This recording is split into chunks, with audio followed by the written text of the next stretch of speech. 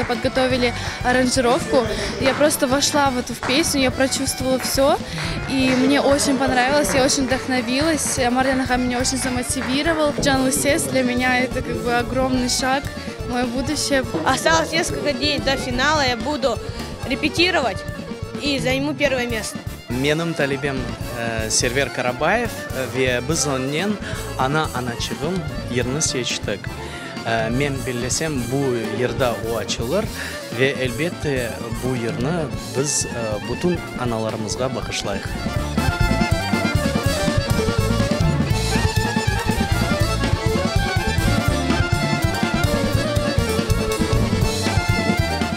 Татлы сес ярашында мен остым.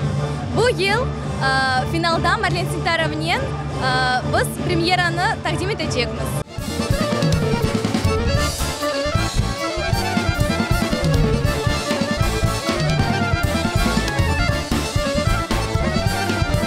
Еще один сюрприз, который ждет участников и гостей нашего гала-концерта. В фойе театра на малой сцене их ждет встреча с симфоническим оркестром музыкального театра. В их репертуаре будут классические крымско-татарские произведения. Каждый год люди с нетерпением ждут главный концерт года – финал конкурса «Джан Лусес». Мы это чувствуем, судя по тому, как быстро раскупаются билеты. Видимо, это потому, что наши соотечественники не только хотят увидеть настоящее шоу, которое мы стараемся каждый год провести на высоком техническом и творческом уровне, но самое главное, на наш взгляд, то, что наши соотечественники хотят вместе с нами поддержать наших талантливых детей. Раскрывая таланты наших детей, мы обогащаем свою культуру, мы обогащаем свой крымско-татарский народ.